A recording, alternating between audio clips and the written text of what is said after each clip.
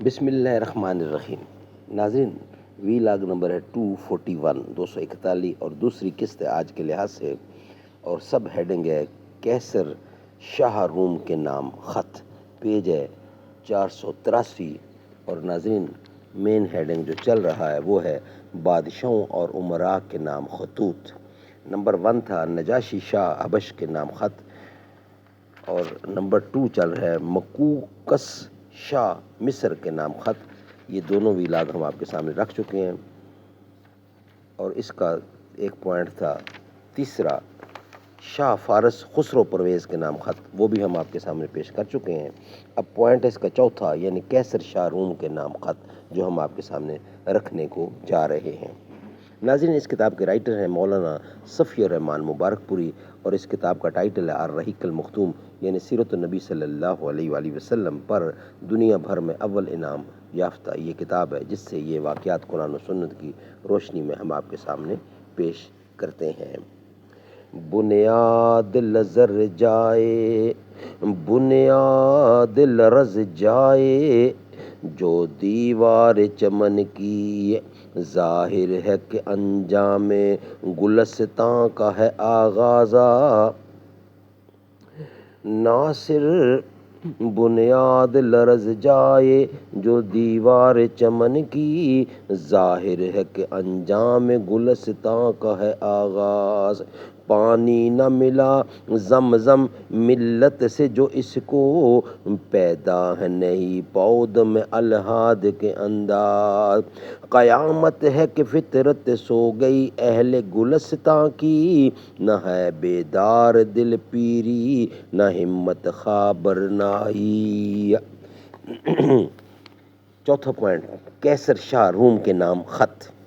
صحیح بخاری میں ایک طویل حدیث کے ضمن میں اس گرامی نامہ کی نص مروی ہے، جسے رسول اللہ صلی اللہ علیہ وسلم نے ہرقل شاہ روم کے پاس روانہ فرمایا تھا۔ وہ مکتوب یہ ہے: بسم اللہ الرحمن الرحیم، اللہ کے بندے اور اس کے رسول محمد کی جانب سے ہرقل عظیم روم کی طرف، اس شخص پر سلام ہو، اس شخص پر سلام ہو جو ہدایت کی پیروی کرے۔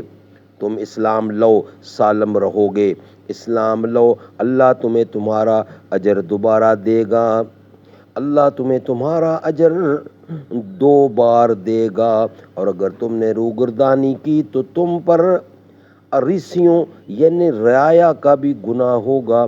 اے اہل کتاب، ایک ایسی بات کی طرف آؤ جو ہمارے اور تمہارے درمیان برابر ہے، کہ ہم اللہ کے سوا کسی اور کو نہ پوجیں، اس کے ساتھ کسی چیز کو شریک نہ کریں، اور اللہ کے بجائے ہمارا بعض کو رب نہ بنائے، اور اللہ کی بجائے ہمارا بعض کو رب نہ بنائے۔ پس اگر لوگ رخ پھیریں تو کہہ دو کہ تم لوگ گواہ رہو، ہم مسلمان ہیں۔ اس گرامی نامہ کو پہنچانے کے بعد دہیہ بن خلیفہ کلبی کا انتخاب ہوا۔ آپ نے انہیں حکم دیا کہ وہ یہ خط سربراہ بصری کے حوالے کر دیں، اور وہ اسے کیسر کے پاس پہنچا دے گا۔ اس کے بعد جو کچھ پیش آیا اس کی تفصیل صحیح بخاری میں ابن عباس رضی اللہ عنہ سے مروی ہے۔ ان کا ارشاد ہے کہ ابو سفیان بن حرب نے ان سے بیان کیا کہ ہرقل نے اس کو قریش کی ایک جماعت سمیت بلوایا۔ یہ جماعت صلح حدیبیہ کے تحت رسول اللہ صلی اللہ علیہ وسلم اور کفار قریش کے درمیان طے شدہ عرصہ امن میں ملک شام تجارت کے لیے گئی ہوئی تھی۔ یہ لوگ ایلیا یعنی بیت المقدس میں اس کے پاس حاضر ہوئے۔ ناظرین، اس وقت کیسر اس بات پر اللہ کا شکر بجا لانے کے لیے حمص سے ایلیا یعنی بیت المقدس گیا ہوا تھا کہ اللہ نے اس کے ہاتھوں اہل فارس کو شکست فاش دے دی۔ صحیح مسلم دوسری حدیث اور 99 دوسری جلد ہے، اور 99 اس کی حدیث ہے۔ اس کی تفسیر یہ ہے کہ فارسیوں نے خسرو پرویز کو قتل کرنے کے بعد رومیوں سے ان کے مقبوضہ علاقوں کی واپسی کی شرط پر صلح کر لی، اور وہ صلیب بھی واپس کر دی، جس کے متعلق نصارہ کا عقیدہ ہے کہ اسی پر حضرت عیسیٰ علیہ السلام کو پھانسی دی گئی تھی۔ کیسر اس صلح کے بعد صلیب کو اصل جگہ نصب کرنے اور اس فتح مبین پر اللہ کا شکر بجا لانے کے لیے سن 629 عیسوی میں یعنی سن 8 ہجری میں یعنی سن 7 ہجری میں ایلیا یعنی بیت المقدس گیا تھا۔ ناظرین، ہرقل نے انہیں اپنے دربار میں بلایا۔ اس وقت اس کے گردا گرد روم کے بڑے بڑے لوگ تھے۔ پھر اس نے اس کو اور اپنے ترجمان کو بلا کر کہا، یہ شخص جو اپنے آپ کو نبی سمجھتا ہے، اس سے تمہارا کون سا آدمی سب سے زیادہ قریبی نسبتی تعلق رکھتا ہے؟ ابو سفیان کا بیان ہے کہ میں نے کہا، میں اس کا سب سے زیادہ قریبی نسب ہوں۔ ہرقل نے کہا، اسے میرے قریب کر دو اور اس کے ساتھیوں کو بھی قریب کر کے اس کی پشت کے پاس بٹھا دو۔ اس کے بعد ہرقل نے اپنے ترجمان سے کہا کہ میں اس شخص سے اس آدمی یعنی اس نبی صلی اللہ علیہ وسلم کے متعلق سوالات کروں گا۔ اگر یہ جھوٹ بولے تو تم لوگ اسے جھٹلا دینا۔ ابو سفیان کہتے ہیں کہ خدا کی قسم، اگر جھوٹ بولنے کی بدنامی کا خوف نہ ہوتا تو میں آپ صلی اللہ علیہ وسلم کے متعلق یقیناً جھوٹ بولتا۔ ابو سفیان کہتے ہیں، اس کے بعد پہلا سوال جو ہرقل نے مجھ سے آپ کے بارے میں کیا وہ یہ تھا کہ تم لوگوں میں اس کا نسب کیسا ہے؟ میں نے کہا وہ اونچے نسب والا ہے۔ ہرقل نے کہا، تو کیا یہ بات اس سے پہلے بھی تم میں سے کسی نے کہی تھی؟ میں نے کہا نہیں۔ ہرقل نے کہا، کیا اس کے باپ دادا میں سے کوئی بادشاہ گزرا ہے؟ میں نے کہا نہیں۔ ہرقل نے کہا، اچھا تو بڑے لوگوں نے اس کی پیروی کی ہے یا کمزوروں نے؟ میں نے کہا بلکہ کمزوروں نے۔ ہرقل نے کہا، یہ لوگ بڑھ رہے ہیں یا گھٹ رہے ہیں؟ میں نے کہا بلکہ بڑھ رہے ہیں۔ ہرقل نے کہا، کیا اس دین میں داخل ہونے کے بعد کوئی شخص اس دین سے برگشتہ ہو کر مرتد بھی ہوا ہے؟ میں نے کہا نہیں، ہرگز نہیں۔ ہرقل نے کہا، اس نے جو بات کہی ہے کیا اسے کہنے سے پہلے تم لوگ اس کو جھوٹ سے متہم کرتے تھے؟ میں نے کہا نہیں۔ ہرقل نے کہا، کیا وہ بدعہدی بھی کرتا ہے؟ میں نے کہا نہیں، البتہ ہم لوگ اس وقت اس کے ساتھ صلح کی ایک مدت گزار رہے ہیں، معلوم نہیں اس میں وہ کیا کرے گا۔ ابو سفیان کہتے ہیں کہ اس فکرے کے سوا مجھے اور کہیں کچھ گھسیڑنے کا موقع نہ ملا۔ ابو سفیان کہتے ہیں کہ اس فکرے کے سوا مجھے اور کچھ گھسیڑنے کا موقع نہ ملا۔ ہرقل نے کہا، کیا تم لوگوں نے اس سے جنگ کی ہے؟ میں نے کہا جی ہاں۔ ہرقل نے کہا، تو تمہاری اور اس کی جنگ کیسی رہی؟ میں نے کہا، جنگ ہم دونوں کے درمیان برابر کی چوٹ ہے، وہ ہمیں زک پہنچا لیتا ہے اور ہم اسے زک پہنچا لیتے ہیں۔ ہرقل نے کہا، وہ تمہیں کن باتوں کا حکم دیتا ہے؟ میں نے کہا، وہ کہتا ہے صرف اللہ کی عبادت کرو، اس کے ساتھ کسی چیز کو شریک نہ کرو، تمہارے باپ دادا جو کچھ کہتے تھے اسے چھوڑ دو، اور وہ ہمیں نماز، سچائی، پرہیز، پاک دامنی اور قرابت داروں کے ساتھ حسن سلوک کا حکم دیتا ہے۔ اس کے بعد ہرقل نے اپنے ترجمان سے کہا، تم اس شخص یعنی ابو سفیان سے کہو کہ میں نے تم سے اس شخص نبی اکرم کا نسب پوچھا تو تم نے بتایا کہ وہ اونچے نسب کا ہے، اور دستور یہی ہے کہ پیغمبر اپنی قوم کے اونچے نسب میں بھیجے جاتے ہیں۔ اور میں نے دریافت کیا کہ کیا یہ بات اس سے پہلے بھی تم میں سے کسی نے کہی تھی؟ تم نے بتایا کہ نہیں۔ میں کہتا ہوں کہ اگر یہ بات اس سے پہلے کسی اور نے کہی ہوتی تو میں یہ کہتا کہ یہ شخص ایک ایسی بات کی نقالی کر رہا ہے جو اس سے پہلے کہی جا چکی ہے۔ اور میں نے دریافت کیا کہ کیا اس کے باپ دادوں میں کوئی بادشاہ گزرا ہے؟ تم نے بتلایا کہ نہیں۔ میں کہتا ہوں کہ اگر اس کے باپ دادوں میں کوئی بادشاہ گزرا ہوتا تو میں کہتا کہ یہ شخص اپنے باپ کی بادشاہت کا طالب ہے۔ اور میں نے یہ دریافت کیا کہ کیا جو بات اس نے کہی ہے اسے کہنے سے پہلے تم لوگ اسے جھوٹ سے متہم کرتے تھے؟ تو تم نے بتلایا کہ نہیں۔ اور میں اچھی طرح جانتا ہوں کہ ایسا نہیں ہو سکتا کہ وہ لوگوں پر تو جھوٹ نہ بولے اور اللہ پر جھوٹ بولے۔ میں نے یہ بھی دریافت کیا کہ بڑے لوگ اس کی پیروی کر رہے ہیں یا کمزور؟ تو تم نے بتایا کہ کمزوروں نے اس کی پیروی کی ہے، اور حقیقت یہ ہے کہ یہی لوگ پیغمبروں کے پیروکار ہوتے ہیں۔ میں نے پوچھا کیا اس دین میں داخل ہونے کے بعد اس دین میں داخل ہونے کے بعد کوئی شخص برگشتہ ہو کر مرتد بھی ہوا ہے؟ تو تم نے بتلایا کہ نہیں، ہرگز نہیں، اور حقیقت یہ ہے کہ ایمان کی بشاشت جب دلوں میں گھس جاتی ہے تو ایسا ہی ہوتا ہے۔ اور میں نے دریافت کیا کہ کیا وہ بدعہدی بھی کرتا ہے؟ تو تم نے بتلایا کہ نہیں، ہرگز نہیں، اور پیغمبر ایسے ہی ہوتے ہیں، وہ بدعہدی نہیں کرتے۔ میں نے یہ بھی پوچھا کہ وہ کن باتوں کا حکم دیتا ہے؟ تو تم نے بتلایا کہ وہ تمہیں اللہ کی عبادت کرنے اور اس کے ساتھ کسی چیز کو شریک نہ ٹھہرانے کا حکم دیتا ہے، بت پرستی سے منع کرتا ہے، اور نماز، سچائی اور پرہیزگاری و پاک دامی کا حکم دیتا ہے۔ اور نماز، سچائی اور پرہیزگاری و پاک دامنی کا حکم دیتا ہے۔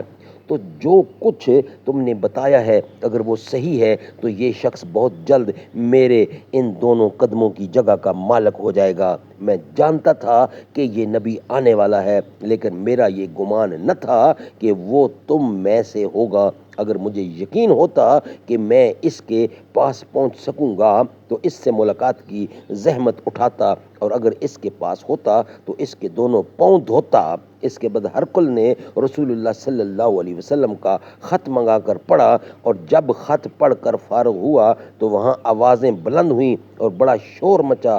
ہرقل نے ہمارے بارے میں حکم دیا اور ہم باہر کر دیے گئے۔ جب ہم لوگ باہر لائے گئے تو میں نے اپنے ساتھیوں سے کہا، ابو کبشہ کے بیٹے کا معاملہ بڑا زور پکڑ گیا ہے۔ ابو کبشہ کے بیٹے سے مراد نبی اکرم صلی اللہ علیہ وسلم کی ذات گرامی ہے۔ ابو کبشہ آپ کے دادا یا نانا میں سے کسی کی کنیت تھی، اور کہا جاتا ہے کہ یہ آپ کے رضائی باپ حلیمہ سعدیہ کے شوہر کی کنیت تھی۔ بہرحال ابو کبشہ غیر معروف شخص ہے، اور عرب کا دستور تھا کہ جب کسی کی تنقیض کرنی ہو تو اسے اس کے آباء و اجداد میں سے کسی غیر معروف شخص کی طرف منسوب کر دیتے ہیں۔ ابو کبشہ کے بیٹے کا معاملہ بڑا زور پکڑ گیا ہے، اس سے تو بنو اصغر رومیوں کا بادشاہ ڈرتا ہے۔ رومیوں کا بادشاہ یعنی بنو اسفر کی اولاد، اور اسفر کے معنی زرد یعنی پیلا۔ رومیوں کو بنو اسفر کہا جاتا ہے کیونکہ روم کے جس بیٹے سے رومیوں کی نسل تھی وہ کسی وجہ سے اسفر پیلے رنگ یعنی پیلے کے لقب سے مشہور ہو گیا تھا۔ رومیوں کا بادشاہ ڈرتا ہے، اس کے بعد اس سے تو بنو اصغر رومیوں کا بادشاہ ڈرتا ہے۔ اس کے بعد مجھے برابر یقین رہا کہ رسول اللہ کا دین غالب آ کر رہے گا، یہاں تک کہ اللہ نے میرے اندر اسلام کو جاگزیں کر دیا۔ سبحان اللہ، سبحان اللہ۔ یہ کیسر پر نبی اکرم کے نامہ مبارک کا وہ اثر تھا جس کا مشاہدہ ابو سفیان نے کیا۔ اس نامہ مبارک کا ایک اثر یہ بھی ہوا کہ کیسر نے رسول اللہ صلی اللہ علیہ وسلم کے اس نامہ مبارک کو پہنچانے والے یعنی دہیہ کلبی رضی اللہ کو مال اور پارچہ جات سے نوازا، لیکن حضرت دہیہ یہ تحائف لے کر واپس ہوئے تو حسمہ میں قبیلہ جذام کے کچھ لوگوں نے ان پر ڈاکہ ڈال کر سب کچھ لوٹ لیا۔ حضرت دہیہ مدینہ پہنچے تو اپنے گھر کے بجائے سیدھے خدمت نبوی میں حاضر ہوئے اور سارا مواجرہ کہہ سنایا۔ تفصیل سن کر رسول اللہ نے حضرت زید بن حارثہ کی سرکردگی میں 500 صحابہ کرام کی ایک جماعت حسمہ روانہ فرمائی۔ حضرت زید نے قبیلہ جذام پر شجخون مار کر ان کی خاصی تعداد کو شب خون مار کر ان کی خاصی تعداد کو قتل کر دیا، اور ان کے چوپایوں اور عورتوں کو ہانک لائے۔ چوپایوں میں 1000 اونٹ اور 5000 بکریاں تھیں، اور قیدیوں میں 100 عورتیں اور بچے تھے۔ چونکہ نبی اور قبیلہ جذام میں پہلے سے مصالحت کا عہد چلا آ رہا تھا، اس لیے اس قبیلہ کے ایک سردار زید بن رفع جذامی نے جھٹ نبی کی خدمت میں احتجاج و فریاد کی۔ زید بن رفع اس قبیلے کے کچھ مزید افراد سمیت پہلے ہی مسلمان ہو چکے تھے، اور جب حضرت دہیہ پر ڈاکہ پڑا تو اس کی مدد بھی کی تھی، اس لیے نبی اکرم نے ان کا احتجاج قبول کرتے ہوئے مال غنیمت اور قیدی واپس کر دیے۔ عام اہل مغازی نے اس واقعہ کو صلح حدیبیہ سے پہلے بتلایا ہے، مگر یہ فاش غلطی ہے، کیونکہ قیصر کے پاس نامہ مبارک کی روانگی صلح حدیبیہ کے بعد عمل میں آئی تھی، اس لیے علامہ ابن قیم نے لکھا ہے کہ یہ واقعہ بلا شبہ حدیبیہ کے بعد کا ہے۔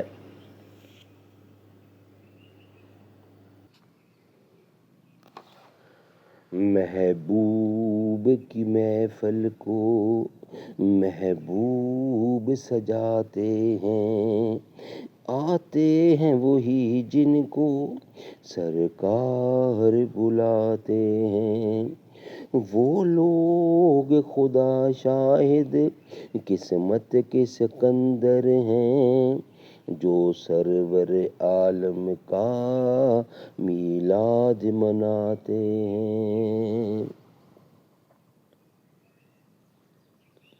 سرکار کی رحمت کا اندازہ نہیں جن کو، ان کو بھی میرے آقا، ان کو بھی میرے آقا سینے سے لگاتے ہیں۔ اللہ کے خزانوں کے مالک ہیں نبی سرور، یہ سچ ہے نیازی ہم سرکار کا کھاتے ہیں۔ محبوب کی محفل کو محبوب سجاتے ہیں، آتے ہیں وہی جن کو سرکار بلاتے ہیں، وہ لوگ خدا شاہد قسمت کے سکندر ہیں، جو سرور عالم کا میلاد مناتے ہیں۔